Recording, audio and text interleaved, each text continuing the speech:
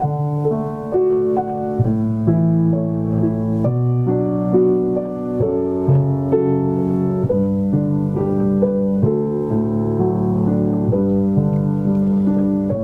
we have a very special treat today. We're sitting with Jim from Music JHT, and Jim plays ceremony music for our brides and grooms on LIWeddings and NY City Weddings. So Jim, maybe we can ask you to stop for a second there. I know how much you want to finish that song, and we can learn a little bit more about you and what you do. How's that sound? That's fine with me. Wonderful. So, obviously playing Canon in D, is that one of the most requested songs? What do you think? Yeah, I'm going to say I get a lot of requests for Canon D. Some brides like to do Canon D, some like to do the traditional Here Comes the Bride. So some brides don't like to, want to either do, I want to do the traditional Here Comes the Bride, or let me do something totally different. And what would be something totally different? Totally different would be, let's say, from Phantom of the Opera.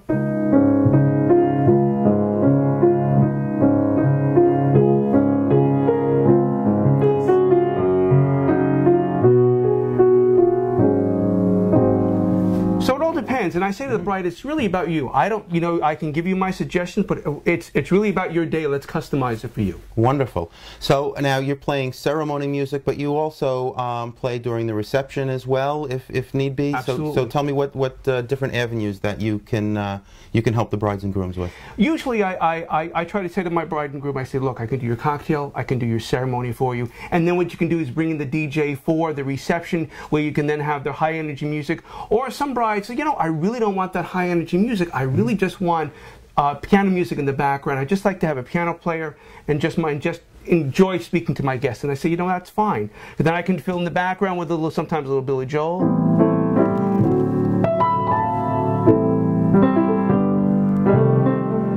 So I try to do a lot of things, and I try to keep the music light and a little bit energetic also, but in the background.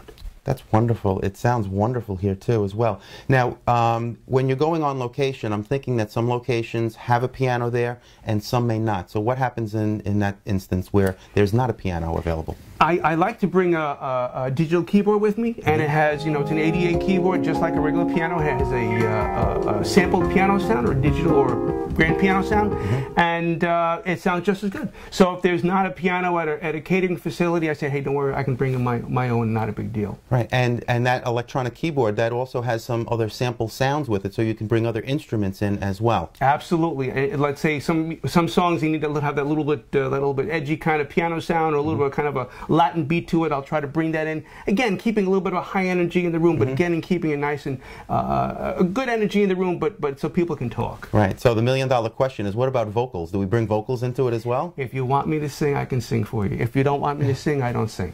Can we get a little sampling? Some folks like to get away, take a holiday from the neighborhood, hop a flight to Miami Beach or to Hollywood. I know what I'm needing, and I don't want to waste no more time. I'm in that New York state of mind. Wonderful. So you do it all. I do it all. Wonderful. And I know I've heard you play, and I know that you've done many of our events. And I remember the first event that you did, I was just walking by and you started playing. It was just that timing, and I just sat and I turned around, and we were in the middle of getting ready, so I guess you were practicing, and my staff kept grabbing me saying, Ron, we gotta go, we gotta go. I'm like, nah, I'm busy right now. Like, what are you doing? I said, I'm listening to Jim play, because you do play wonderfully. I mean, so beautiful. Thank you. And I know you enjoy what you do, and you enjoy doing things for the brides and grooms. I do. I really do. Whatever I could do to make their day just a little bit better, if it's either just piano music or if they just need a suggestion or something. If a bride says to me, hey, can you learn this particular song? I will go out of my way to make sure I learn it for them. Whatever I can do to make their ceremony, their cocktail hour, their reception memorable. You know, it's interesting that you were talking about learning a song, because that was one of the other things I remember when we did one of the shows, and you were sitting there and I said, hey, can you play this? And you said, sure. And can you play this? And you said, sure. I can't imagine how many songs that you have committed to memory. So that always amazes me, because I know when I play around a little bit, I have a hard time remembering one song from beginning to end, and yet I can't imagine you must have hundreds that you can sit there and just you know, have that library, so to speak, and come up and play, and the lyrics and what have you. So you do a wonderful, wonderful job, and please continue to do that, obviously. Are there any specific or unusual requests that you ever get from a bride and groom, or you think there's anything too far out there that you can't handle?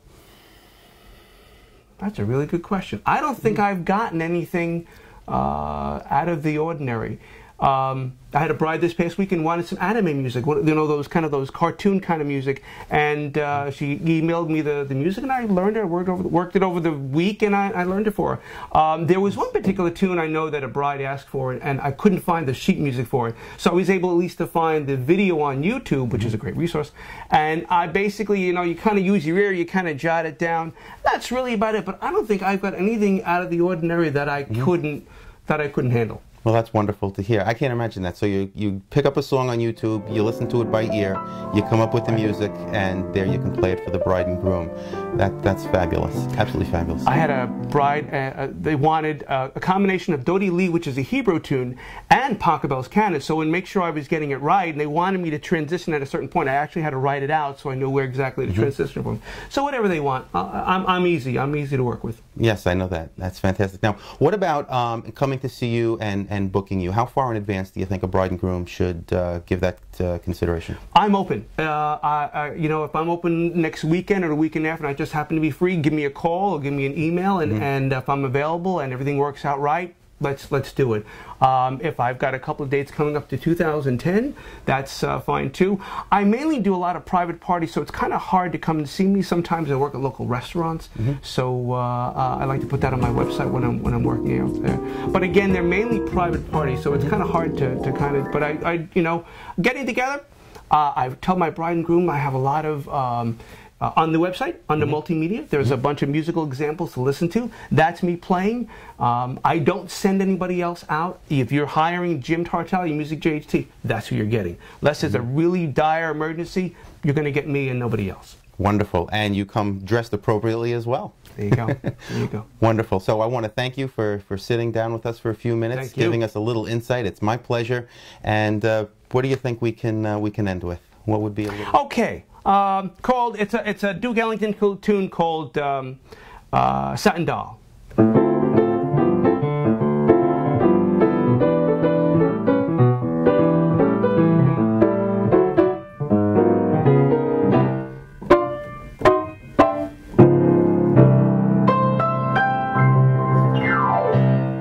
Wow, fantastic. Thank you again, Jim. All the best to you always. Thank you, Ron. I appreciate it. Thank you. My pleasure.